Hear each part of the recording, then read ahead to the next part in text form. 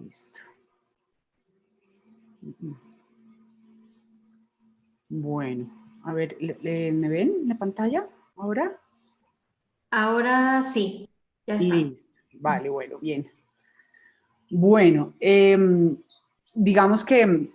antes que nada quiero como darle las gracias nuevamente a Juanjo y a la Universidad Luis Amigo por esta invitación que resulta crucial en este momento de trabajo para todos nosotros. Y no quisiera como repetirme mucho sobre los temas que ya Paulo y María Delia nos han contado. Yo tal vez quisiera avanzar un poco hacia la elaboración de un par de temas que tienen que ver con las condiciones que permiten generar lo que se ha denominado en la literatura como telepresencia, que básicamente tiene que ver con esta posibilidad que desarrollamos en el trabajo clínico para poder a través de los medios online generar un vínculo terapéutico que nos permita darle credibilidad a nuestra labor en nuestro contacto interpersonal con el consultante, dando retroalimentación de calidad y haciendo el seguimiento necesario en los casos terapéuticos, como ya lo han descrito mis colegas antecesores. Ya la psicoterapia online ha mostrado en diversos estudios la efectividad también, digamos, y la posibilidad de trabajo eh, con nuestros consultantes. Y en este asunto de la telepresencia, pues tal vez tiene que ver con un elemento que ayer se mencionaba también, que tiene que ver con el desarrollo de unas competencias específicas que complementan las competencias transversales o las competencias generales del trabajo en psicoterapia, pero que nos implican una serie de conocimientos y de habilidades específicos para evitar que nuestra interacción esté fracturada o que se generen comunicaciones que sean demasiado breves, en las que la interacción y la implementación de estrategias terapéuticas dificulte nuestra labor. Pues bueno, digamos que tenemos ya una claridad sobre cuáles son las competencias fundacionales relacionadas con los aspectos éticos en psicología. Por un lado, pues el conocimiento de los principios éticos y las normas de conducta profesional, que hay transversalidad para los diferentes países y hay ya unas reglamentaciones o unos lineamientos para cada país. Y yo en este momento, digamos, en atención a la brevedad del tiempo, quiero hacer énfasis en un criterio fundamental que tiene que ver con la conciencia y la forma en que se resuelven los principios o los principios potencialmente contradictorios en el trabajo bioético, ¿sí? Que para el caso de Colombia tiene que ver con un elemento que ha sido elaborado a través de un principio que se llaman pues, los dilemas éticos, cuando se presentan los dilemas éticos. Y para eso quiero hacer referencia, digamos, como a dos elementos fundamentales. Uno, pues por supuesto, la conciencia de que el trabajo ético implica dos elementos fundamentales. Por supuesto, el conocimiento propio de la disciplina, o sea, de las técnicas y de las estrategias psicológicas, y una reflexión permanente que hacemos como profesionales sobre la práctica, la forma en que esos conocimientos o esas aplicaciones se desarrollan en nuestro trabajo diario. Recordar básicamente los principios psicoéticos o bioéticos centrales que tienen que ver con beneficencia, autonomía y justicia, como los grandes, que implican una serie de elementos que muy frecuentemente nos generan dudas, ¿sí? O sea, hay una serie de sintomatología o de problemáticas en nuestros consultantes que resultan refractarios, ¿sí? O sea, que no son tan fáciles de manejar en cierto tipo de tratamientos de manera habitual y que por lo tanto pueden generar cronificación o hacerse, digamos, como permanentes en un trabajo terapéutico, que cuando tenemos una relación cara a cara con nuestros consultantes podemos identificar de manera mucho más clara en la evaluación que hacemos de todo lo que es la conducta no verbal y la evaluación de patrones de comportamiento o de funcionamiento psicológico, y esos dilemas que nos implican usualmente unos debates, digamos, unas reflexiones acerca de dos elementos fundamentales que tienen que ver con el principio de autonomía y de beneficencia, en el que a veces nos preguntamos, bueno, ¿cómo hacemos nosotros para cumplir con el principio de beneficencia que implica efectivamente pues no perjudicar a nuestros consultantes con nuestras acciones? Y como siempre digo a los estudiantes en formación y a los colegas, no solamente se trata de no perjudicar a los pacientes, ¿sí? O sea, en el conocimiento y en la conciencia de que no todas las intervenciones son inocuas, que efectivamente hay cierto tipo de acciones en las cuales se generan efectos negativos, adversos, secundarios que pueden pasar inadvertidos, además, digamos, del segundo criterio de la beneficencia que tiene que ver con promover de manera positiva el bienestar de nuestros consultantes. En este primer principio de evitar el perjudicarlos, pues la pregunta que suele surgir es cómo hacemos para no solamente no causar un mal, un daño intencionado, cosa que digamos que los estándares nos refieren de manera muy clara, sino que además podamos solucionar una serie de problemáticas que ellos están presentando en medio de la distancia y de no poder tener la misma accesibilidad al trabajo con familias, por ejemplo, cuando hacemos intervención terapéutica con niños y adolescentes o en problemas maritales, sino también cuando tenemos pacientes que tienen un alto nivel de complejidad para los cuales las sesiones que no tienen, por ejemplo, la facilidad de accesibilidad o de manejo de medios tecnológicos y que no podemos nosotros de manera muy fácil tener digamos, esta claridad sobre estos riesgos. Entonces, este principio de beneficencia que nos demarca unas directrices y unos lineamientos de acción nos pone en una tensión con el otro principio que es el de autonomía, y es cuando los consultantes, pues por supuesto tienen el derecho y el deber, además de gobernarse a sí mismos, desarrollamos nuestro propósito en últimas es permitir y ayudar a que ellos puedan tomar las decisiones que consideran más pertinentes para sí mismos, bajo el criterio fundamental de la ética que tiene que ver con que las personas siempre se tomarán a sí mismas, se supone, como un fin y nunca como un medio para el desarrollo de otras acciones. Entonces, en esa medida, ¿cómo hacemos para poder respetar las decisiones de contacto de los pacientes o no, de hospitalización, por ejemplo, cuando tenemos consultantes que nos describen situaciones o que nosotros identificamos situaciones de riesgo, ¿sí? Para su seguridad personal o para la seguridad de terceros que están con ellos, pero que el consultante no tiene los recursos o no cuenta con el criterio o no cuenta con las facilidades, ahora que estamos en este tema del aislamiento, para poderse movilizar, por ejemplo, a un centro de atención hospitalaria o intramural. Entonces, ¿cómo manejar estos dos elementos que nos generan una tensión? En el caso de Colombia, estos dilemas, digamos, que nos ponen en esta dualidad de actuar de manera paternalista,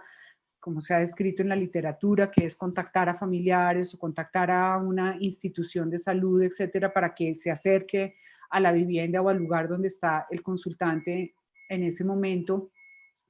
para prestar una atención inmediata o permitir, digamos, darle espera para que la persona pueda tomar las decisiones que considere más adecuadas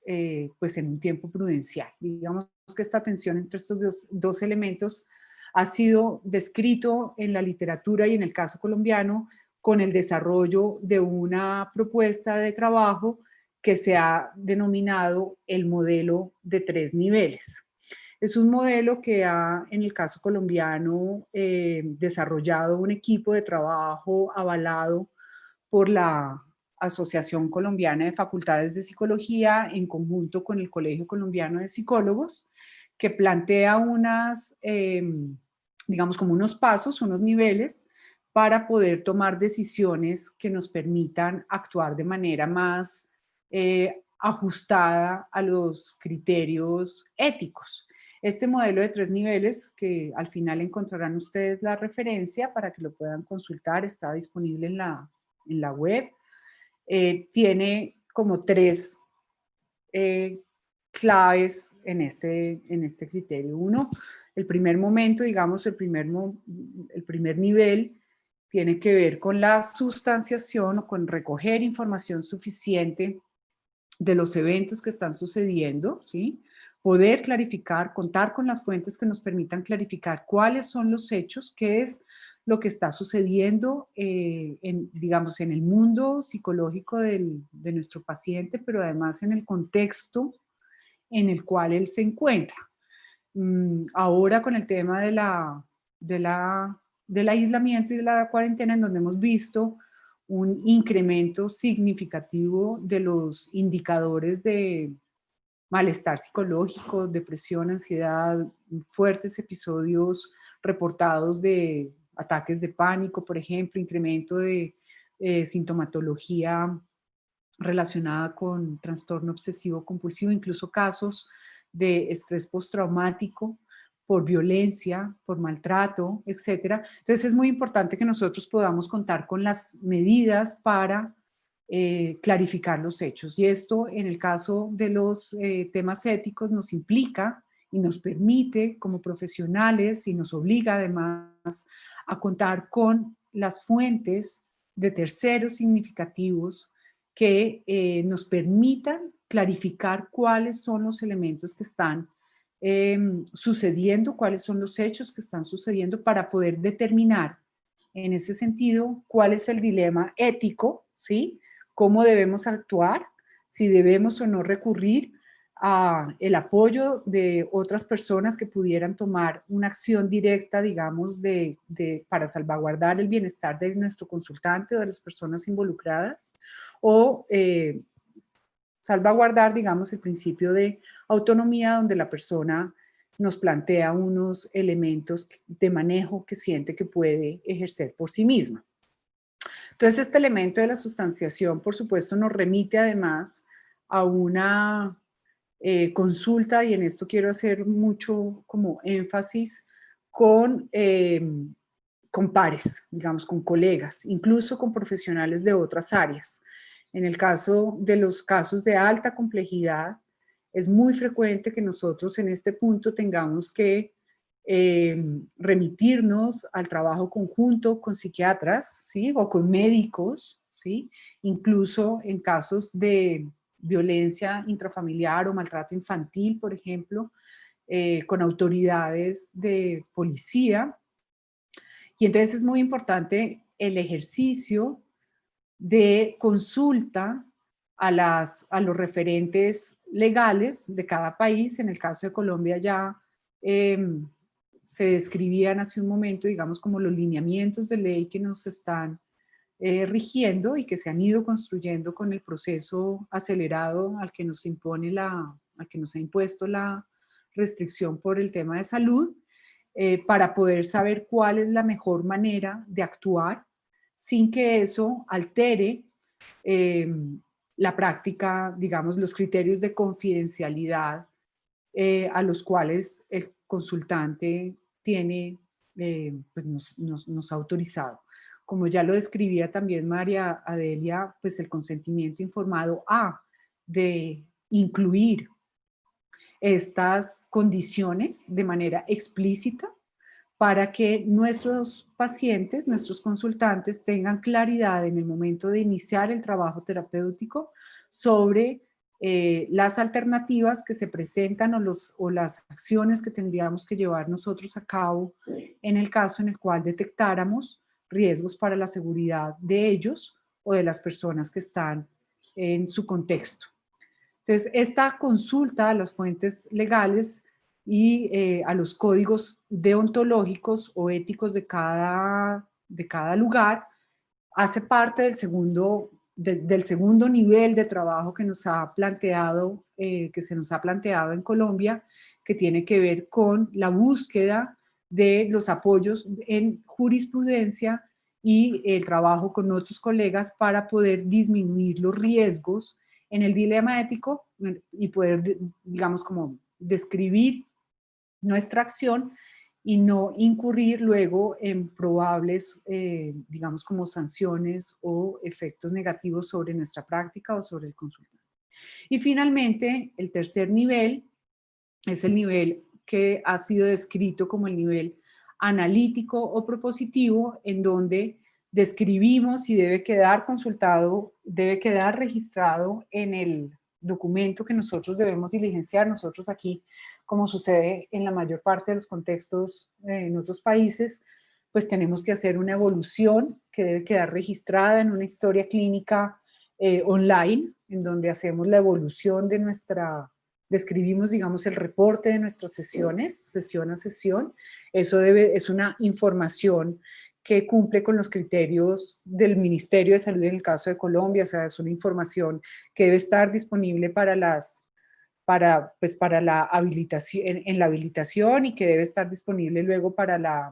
el registro, que hace parte, digamos, de la información que luego los consultantes nos pueden solicitar como resumen de su historia clínica o como copia de su historia clínica completa, en la cual nosotros debemos haber dado cuenta de las situaciones o de los hechos que nos presentaron estos dilemas éticos sobre la acción que nosotros llevamos a cabo, las fuentes de consulta o de remisión o de interconsulta que hicimos, y la forma en que se resolvió este dilema ético o estos dilemas éticos con las alternativas de trabajo que fueron implementadas. En los casos de alta complejidad, es muy importante este registro. Entonces, digamos que parte de los dilemas se resuelven no solamente con la consulta, sino con el registro en los reportes de sesión y en la historia clínica de nuestros consultantes sobre las acciones que nosotros llevamos a cabo. Con el caso de los consultantes y en esta modalidad online, tenemos como lo mencionaban también anteriormente, una característica que no sucede muy frecuentemente cuando hacemos el trabajo terapéutico en el consultorio o en el centro clínico hospitalario,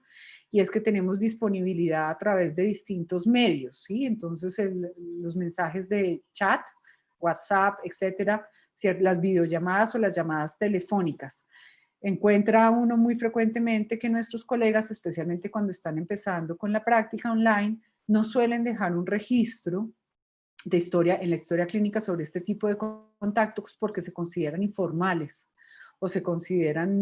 que no hacen parte del encuentro sesión a sesión, ¿sí? Que hemos programado con ellos. Sin embargo, es muy importante que todo el tipo de contacto que nosotros establezcamos con los consultantes quede registrado, especialmente en aquellas situaciones en las cuales nos encontramos frente a estos dilemas éticos, para que luego en la evaluación de las alternativas y en una futura evaluación del caso, cuando nosotros hacemos la supervisión o hacemos la presentación de nuestros casos, podamos dar cuenta de cuáles fueron las propuestas que se implementaron y la forma en que ellas pueden ser valoradas. Hemos hecho nosotros un ejercicio con varios de nuestros colegas aquí en Colombia sobre, digamos, generar una mesa relativamente permanente de presentación de casos en los cuales estos dilemas éticos en el trabajo de la telepsicología o de la teleterapia se nos presentan, para poder identificar cuáles son las dificultades más frecuentes o los dilemas más frecuentes y generar algunas líneas de trabajo o algunas líneas de acción que les sirvan a la gente para establecer de manera mucho más ágil y mucho más rápida cuáles serían las formas entonces de manejo. A estos elementos anteriores que ya mencioné sobre el modelo de 3 niveles para resolver los dilemas éticos, pues hay unos elementos que me imagino que serán también descritos por mis colegas más adelante hoy,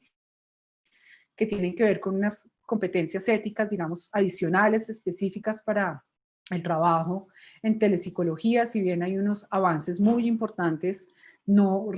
solamente recientes, sino de tiempo atrás relacionados con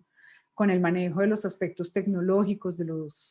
de las condiciones que son más adecuadas para manejar la privacidad, el uso de unas plataformas que permitan garantizar la confidencialidad y la encriptación de los datos en las sesiones, que no quede la información grabada, digamos, o volando a través de la web, que utilicemos unas plataformas en las cuales no exista riesgo de que haya intromisión de hackers o de personas, digamos, por ejemplo, Zoom no es una buena alternativa para hacer trabajo terapéutico, ya hay unas plataformas certificadas por la IPA, que es la Asociación Americana para el Desarrollo de la Telemedicina, de la Psicología, que nos garantizan esta encriptación. Pues ciertamente nosotros tenemos que ir avanzando en la evaluación de los lineamientos y de las directrices éticas para poder identificar entonces, como le decía, cuáles son los problemas y las dificultades que se presentan, especialmente en las situaciones de casos de alta complejidad o situaciones de emergencia, ¿sí? Y cómo ir desarrollando entonces una práctica basada en la evidencia que permita también generar, que retroalimente el desarrollo de la jurisprudencia y de los lineamientos en la práctica profesional en el caso nuestro. Tenemos aquí, les dejaba ya para cerrar y no extenderme, trataba de mantenerme bastante ajustada al tiempo,